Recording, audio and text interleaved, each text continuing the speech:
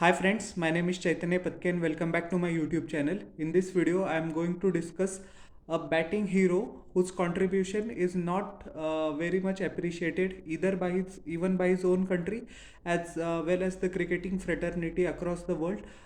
He is the stand-in captain of South Africa who has decided to bid adieu to international cricket after the two-match series against India.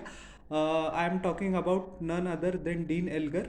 Many people, including the young fans, especially who are mesmerized by T20 leagues like the IPL, BBL, CPL, PSL, BPL, etc., and the many new fans that actually ODI cricket was also dying, but the revival of the ODI World Cup came in the form of India's dominant run to the final. Although we lost the final, but it has for now still managed to remain relevant. The white ball cricket fans are lots of fans. Many new fans have joined cricket after the 2023 World Cup. But an old school or the previous generation guys will vouch for the players like Dean Elgar as well as Cheteshwar Pujara or currently Mominul Haq. And now most of you, with all due respect to Mominul Haq, won't even know his name. But these three are the last breed of a dying cricketers that put test cricket as their whole and soul, their priority in their career. And we need to respect such decisions, as we know due to chances or due to circumstance, three of them didn't get to show their skills in the ODI format or the T20 format, but they showed their skill, they showed their determination, they showed their patience, applications, dexterity, everything in the test format, and their careers is going to be known by their test stats. So why not? Why I'm making a video about Dean Elgar? So I think he's one of the most underappreciated batsmen in world cricket. His best phase came in 2017, where he actually scored 400s in Test cricket, including a memorable 199 against Bangladesh. Very unfortunate not to score a century, but that innings typified Dean Elgar. He has centuries against South Africa as well, against England as well as Australia. Beg your pardon, I said South Africa. He played a magnificent knock in Vishakhapatnam as well on a ranked turner against Ravichandran Ashwin and Ravindra Jadeja. That is one of the best innings in international cricket, which isn't talked about. Just like Dean Elgar's career, at the start of his career, Dean Elgar lived in the shadow of Graham Smith. He was his predecessor, and I think, in my humble opinion, after Hansi Cronje, the second greatest captain South Africa had was Graham Smith. He was gutsy, and the similarity between Graham Smith and Dean Elgar is that both of them weren't very elegant, as some of the contemporary left-handers were, like Saurav Ganguly, Kumar Sangakkara, Brian Lara, or Sanat Jayasuriya. But they did get their job done. They scored tough runs. Their batting style was not very pleasant to the eye, but they cut, they pulled, they played the straight drive, they played the flick through their pads with meticulous efficiency throughout their career. And just like Graham Smith, that has been the hallmark of Dean Elgar's career. Yet, in his farewell series yesterday or day before yesterday, we got to see a completely different Dean Elgar. He scored his 14th Test 100, but he scored at a pretty brisk pace as compared to his previous knocks or the previous 100. But that was the need of the hour. Dean Elgar is a quintessential team man. He always puts the need and interest of the South African cricket team before himself. As we know that Temba Bavuma suffered a hamstring injury in the very first morning, and he took over from Temba Bavuma throughout the test, and what an excellent job he did. 185 runs of 287 deliveries, which included 28 boundaries. He cut, he pulled, he played the straight drive to meticulous efficiency. He was excellent off his pads as well, as I had mentioned few moments ago. But he scored at a brisk strike rate, which is a striking contrast to the rest of his career, which goes on to show that even in his last test series, he's still able to adapt to the condition against a world-class bowling lineup like India, which consisted Mohammad Shami, I beg your pardon, Mohammad Siraj, Jasprit Bumrah, and Ravichandran Ashwin. So kudos to Dean Elgar, and that has been the hallmark of his career. He has been one silent warrior for South Africa, who hasn't been appreciated by South African cricket commentators and pundits alike, as well as the rest of the world. He has scored tough hundreds in Sena countries, performed exceptionally well in the subcontinent as well, not only in India. As I mentioned previous seconds ago, his innings in Vishakhapatnam, he has scored some wonderful runs in Sri Lanka as well.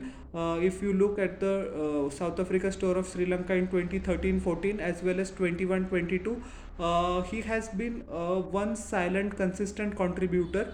The only blemish in the Dean Elgar's career is that he wasn't able to make his mark in ODIs and T20s. He has represented South Africa in 7 or 8 ODIs, but anyways, that doesn't take away the credit or a sheen from his test career. The younger generation, especially after the capitulation I saw with my very own eyes against Marco Jansen and Kagiso Rabada of young Indian players like Shubman Gill, Shreyas Iyer, KL Rahul in the second innings. He played magnificently well in the first as well. Don't get me wrong. Yashasvi Jaiswal in particular, very average dismissal for the guy his caliber. They need to learn from Dean Elgar. They need to just play out the deliveries on their merit, leave the balls which are unplayable, and sometimes you are going to look foolish by playing and missing the deliveries. We need to be able to resign to the fact that there are some deliveries on which we are able to look foolish, but that doesn't mean that there is a defect in our technique. Dean Elgar has done that throughout the career, and this was also on display in the very first test.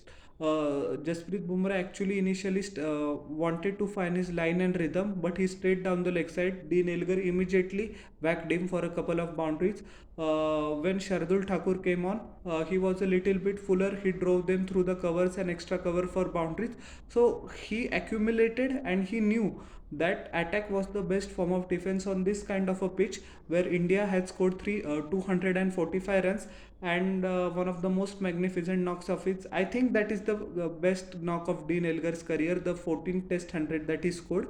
He has been able to accumulate more than 5,000 test runs, more than 80 appearances for South Africa in his test career, despite the fact that you know that South Africa plays I think comparatively less test as compared to other big established test nations like India, England and Australia. So a phenomenal achievement by Dean Elgar. He has been a consistent performer for Somerset as well over the years.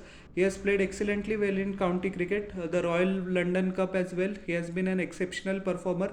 His average is with the highest of the batsmen there. And after his retirement, it has been reported that he will return to Somerset to captain Somerset for the next county season. So he hasn't given up on first class cricket, and that will be good news for the English county Somerset, because he also brings Dean Elgar also brings an additional experience. He's an international player with proven credentials, so it is a big win-win for both Dean Elgar as well as Somerset. Anyways, coming back to this test series, I think my whole point of making this video was to show you people how guys like Pujara or Dean Elgar are the last of their kind, and we need to enjoy and cherish each and every delivery they stay at the crease, because such breed of batsmen will be extinct going forward because of the preeminence of the T20 game. Old school batsmen like Rahul Dravid or Mark Waugh or Cheteshwar Pujara, Dean Elgar, who put a price on their wicket, who are known for their determination, resilience in the face of adversity, and who smile at every challenge, despite the fact of they are not going to be acknowledged in the same light as well as some of their other contemporaries, is mind-boggling and worth a salute. Despite the fact that I wanted India to win so badly, I also wanted Dean Elgar to complete his double century, which could have been a fitting farewell to Dean Elgar at the start of his final test series. But there is one more test to come, and good things happen to good people, even though it takes some time. So I wish that Dean Elgar goes out on a bang, but also that India wins the test match. So, how did you like my analysis of Dean Elgar's career? Please tell me in the comment section below, and don't forget to like, share, and subscribe to my YouTube channel and press the bell icon for further notifications. We'll meet in the next video. Till then, everyone, bye. And I'm humbly requesting to you all once again, please subscribe. Thank you.